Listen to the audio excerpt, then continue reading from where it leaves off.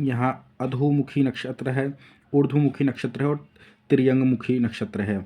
इन नक्षत्रों का भी ध्यान करना चाहिए कि अधोमुखी कार्य, कोई ऐसा कार्य जो जमीन के अंदर से जुड़ा हुआ हो। जैसे कहते हैं ना कि वो नींव खोदनी है, घर बनाने से पहले नींव के लिए मुहूर्त लोग पूछते हैं, तो उसमें आप अधोमुखी नक्षत्र ले सकते हैं मुहूर्त देने के लिए।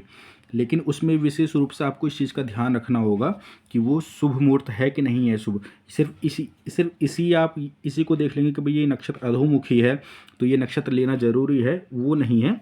लेकिन अगर ऐसे में कोई शुभ मुहूर्त मिल जाता है ये नक्षत्रों के साथ तो आप ले सकते हैं। इसमें आता है मूल, आश्लेषा, विशाखा, कृतिका, तीनों पूर्वा, भरणी और मघा। उसके बाद है ऊर्ध्व संज्ञक नक्षत्र है। ऊर्ध्व संज्ञक नक्षत्र जो होता है जो ऊपर उठने वाला, जैसे नींव तो बन गई है, अब मकान ऊपर मंजिल बना रहे हैं, तो इसमें ऊर्ध्व संज्ञक नक्षत्र लेंगे। ये है आद्रा, पुष्य, श्रवण, धनिष्ठा, शतभिषा, तीनों उत्तरा और रोहिणी। ये ऊर्ध्व संज्ञक नक्षत्र है जो भी ऊपर उठाने के लिए हो। जैसे मान लेते हैं कोई के आगे काम बढ़ाना है तो पूजा करवानी है उसके लिए, तो इसमें ऊर्ध्व संज्ञक नक्षत्र ले सकते हैं, या किसी कुछ भी आगे बढ़ने के लिए या ऊपर उठाने के लिए। और ये त्रियंग मुखी नक्षत्र है। मृदु, मृगशिरा, रेवती, उसके बाद है ये विशाखा, ये मृदु, मृगशिरा, रेवती, चित्रा, अनुराधा, हस्त, स्वाति, पुनर्वसु, उसके बाद अश्विनी और ज्येष्ठा।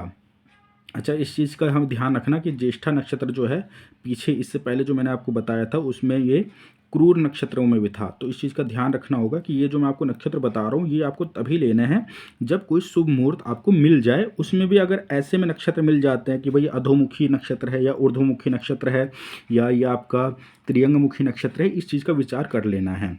तो ये जो नक्षत्र बताए गए हैं ये इस प्रकार से अपने कार्य करते हैं। कोई ऐसा काम जो ज़मीन से जुड़ा हुआ हो या जिसको नीचे रखना हो, दबा के रखना हो, ऐसे कार्य। ऊर्ध्वमुखी नक्षत्र में जिसको ऊपर उठाना हो, जैसे मान लीजिए ऐड करते हैं, एडवर्टाइजमेंट करते हैं, तो वो ऊर्ध्वमुखी नक्षत्र में आप ले सकते हैं, फिर उसे अधोमुखी में नहीं लिया जाएगा, वो ऊर्ध्वमुखी में। तो ऐसा कोई भी कार्य जो नीचे दबाना है, नीचे करना है, चाहे उसका काम, चाहे उसे नीचे दबाने से लेकर के हो, चाहे ज़मीन से जुड़ा हुआ हो, चाहे ज़मीन के अंदर से जुड़ा हुआ हो, या कोई भी कार्य जिसे अधोगति ले जाना है आपको, तो वो उसे अधोमुखी नक्षत्र में करना चाहिए।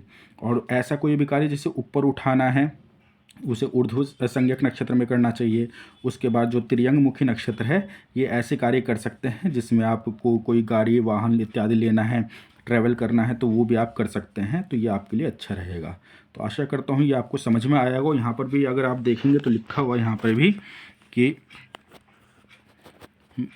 मूल, आश्लेषा, मिश्र संज्ञक ये नक्षत्र कृतिका, उग्र संज्ञक नक्षत्र ये पूर्व फाल्गुनी, पूर्वाषाढ़ा, पूर्व भाद्रपद, भरणी, मघा, ये जो नक्षत्र हैं जितने भी यहाँ पे, ये 9 नक्षत्र अधोमुखी नक्षत्र है, नीचे मुख वाले। उसके बाद फिर आद्रा, पुष्य, उसके बाद श्रवण, इस प्रकार से नक्षत्र है। ये जितने भी नक्षत्र बताए गए हैं, और इसमें अगर आप देखेंगे यहाँ पे तो मैत्र संज्ञक नक्षत्र, उसके बाद यहाँ पे लिखा है ये 9 संज्ञक त्रियंगमुखी नक्षत्र है। उसके बाद यहाँ पे आगे पढ़ेंगे आप, इन नक्षत्रों के सदृश कार्य करना शुभ होता है। मतलब नक्षत्र जैसा, जिस प्रकार से ये ऊपर के जो अधोमुखी है तो जमीन के नीचे वाला कोई कार्य जिसे नीचे झुकाना हो ऐसा कार्य, और जो ऊर्ध्वमुखी है ऊपर करना हो कोई ऐसा कार्य, तो आप नक्षत्रों के सदृश आप अपना कार्य कर सकते हैं। आशा करता हूँ आपको मेरी बात समझ में आई होगी। धन्यवाद।